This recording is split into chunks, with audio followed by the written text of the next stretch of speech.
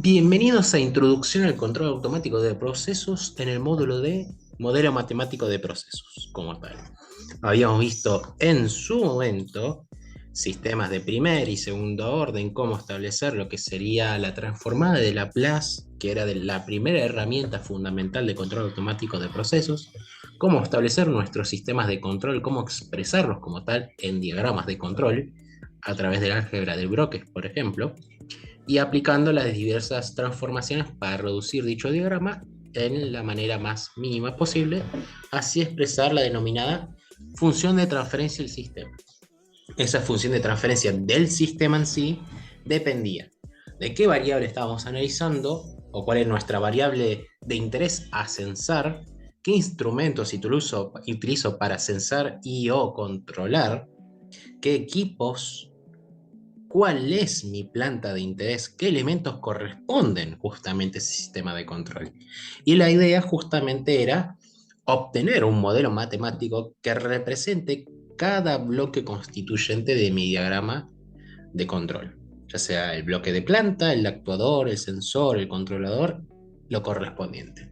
¿Para qué? Para así obtener para definir el modelo matemático del mismo, obtener la ecuación diferencial correspondiente, de ahí derivar a una función de la transferencia del mismo, y de esa manera poder aplicar lo mismo para cada elemento constituyente y definir mi función de transferencia del sistema, graficada, obviamente, luego de un proceso de la inversa de Laplace, graficada en el dominio del tiempo. Y en su momento, como vimos, la idea de desarrollar el modelo matemático generalmente comenzaba con un balance de masa o de energía, según corresponde, que equivale a decir lo que entra en dicho volumen de control menos lo que sale de dicho volumen de control igual a la tasa acumulada de dicha variable o dicha magnitud, sea masa o energía, en dicho volumen de control. Y habíamos visto que estos sistemas como tal generalmente consistían en definirlos bajo ciertas definiciones, bajo como la resistencia o la capacitancia, para lo que sería su desarrollo completo. Y habíamos visto especialmente cómo desarrollar la función de transferencia para un tanque que relacione, por ejemplo, el nivel del líquido con respecto al caudal de entrada, o también el caudal de salida con respecto al caudal de entrada. De ahí a cómo derogarlo, a establecerlo en un diagrama de bloques correspondiente, cómo interpretarlo de la misma. Y ahora vamos a ver lo que sería un sistema de nivel para dos tanques sin interacción. Teniendo en cuenta lo visto previamente, la parte práctica inclusive, el hecho de que podemos comenzar nuestro desarrollo habiendo partido de ciertas condiciones iniciales previamente establecidas, ahora vamos a desarrollar lo que sería el sistema de nivel, pero para dos tanques que no poseen interacción entre sí. ¿Qué significa esto? Que básicamente la descarga de un tanque va directo como carga del segundo tanque y así sucesivamente, dependiendo obviamente de cuántos tanques tenga. En este caso tendremos dos. La variación del volumen del líquido siempre va a corresponder de la misma manera, será el área transversal del tanque en cuestión por la variación de la altura como tal. Obviamente tendremos que tener en cuenta si esos tanques son de igual dimensión o no, por lo tanto el área transversal del tanque puede llegar a variar o no, sea el caso. Y la cuestión es que nuevamente usaremos las definiciones de resistencia y capacitancia que tendrán dichos valores o magnitudes. Para comenzar el desarrollo de este nuevo sistema tenemos que tener en cuenta lo siguiente.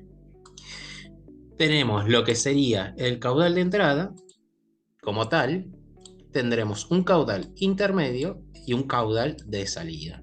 Las definiciones de ayuda son las siguientes. El caudal intermedio será igual a la altura del líquido desarrollada en el tanque número 1 sobre la resistencia hidráulica generada por la válvula de carga número 1. Y análogo a decir lo mismo para lo que sería el tanque 2. El caudal de salida correspondiente será la altura del líquido 2 sobre la resistencia número 2.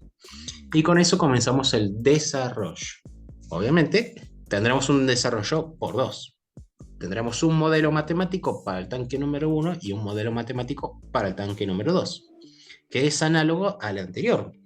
Porque justamente como estos tanques no se encuentran con interacción, el modelo matemático es una réplica del anterior, solamente que considerando cada variable constituyente a cada tanque. En ese caso, nuevamente, caudal de entrada menos caudal de salida es equivalente al volumen acumulado de líquido en el tanque a lo largo del tiempo.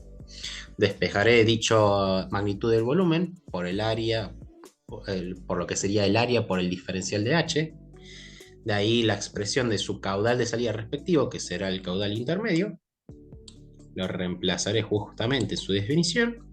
Haré el reemplazo correspondiente de magnitudes para definir R y S.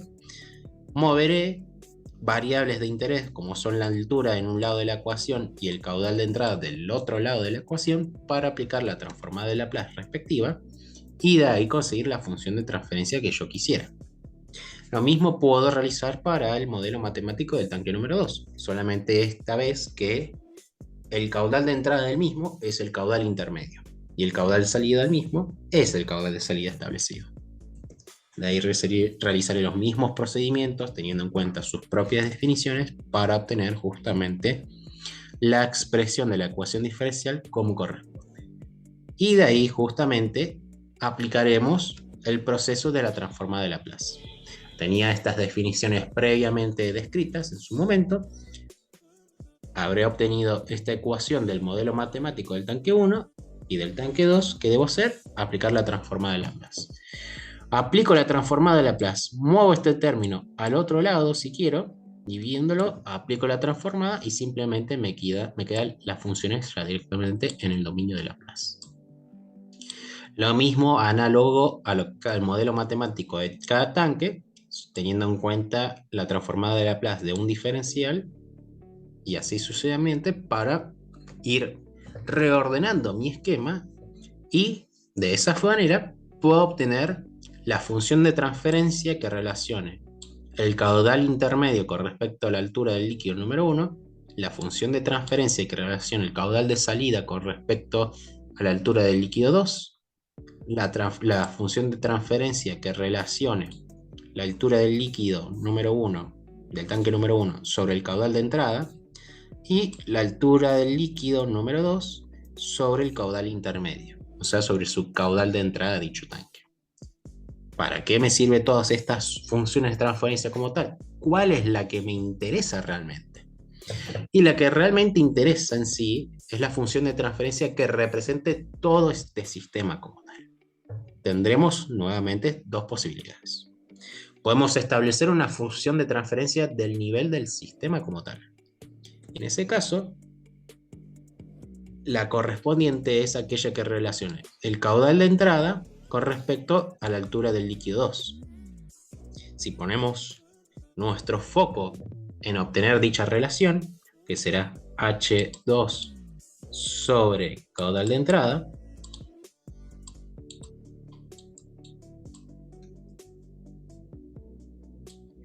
tendremos que tener, habiendo definido previamente, alguna función que define mi H2 como numerador. Aquella función que define mi H2 como un numerador es esta, que la voy a definir como 4. H2 sobre caudal intermedio. De ahí, también tengo que definir una ecuación que justamente tenga el caudal de entrada al sistema, pero en el denominador. Entonces lo que puedo hacer justamente es multiplicarla por la función número 3. Quedará H1 sobre caudal de entrada del sistema. Ahora bien, tengo H2, pero también tengo H1. Tengo caudal de entrada, pero también tengo caudal intermedio. Debo hacer una simplificación de los términos que no me interesan, que es H1 y QI. Y en ese caso, justamente, la ecuación que me va a servir es la ecuación número 1.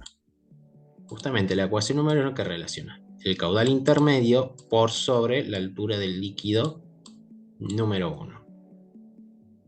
Entonces, aplicando una multiplicación en cada función de transferencia, número 1, número 2, número 1, número 3 Y número 4, obtendré la función de transferencia final que yo deseo, que será la altura del líquido 2 sobre el caudal de entrada. Entonces lo que debo hacer es agarrar cada uno de estos bloques, disponerlos en cascada y multiplicarlos básicamente. Así que multiplicando todos esos resultados, me quedará la expresión de vía, y si incluso a esta función como tal, si quiero, puedo multiplicarla por un factor más. Le puedo multiplicar por aquella ecuación número 2. Si yo justamente la multiplico por la ecuación número 2, significa que estaría brindando el caudal de salida sobre lo que sería la altura del líquido 2, haciendo que la altura del líquido 2 sea cancelada y lo que me quede finalmente es una función de transferencia que relacione el caudal de entrada a mi sistema con respecto al caudal de salida de mi sistema. De esa manera habremos tenido todas las funciones de transferencia correspondientes o características de nuestro sistema, y como dije, estas funciones de transferencia se pueden representar en un diagrama de bloques, y el diagrama de bloques en este caso, como venimos viendo, es el que corresponde a esa multiplicación que hemos derogado. Siempre tenemos que tener en cuenta que una función de transferencia como tal relaciona la señal de salida con respecto a la señal de entrada, que sería justamente el valor de la función de transferencia, el valor del bloque correspondiente. Y así sucesivamente para obtener la función de transferencia deseada. Y de la misma manera aplicaré ese concepto para establecer el diagrama de bloques de aquella que me relacione el caudal de salida con respecto al caudal de entrada.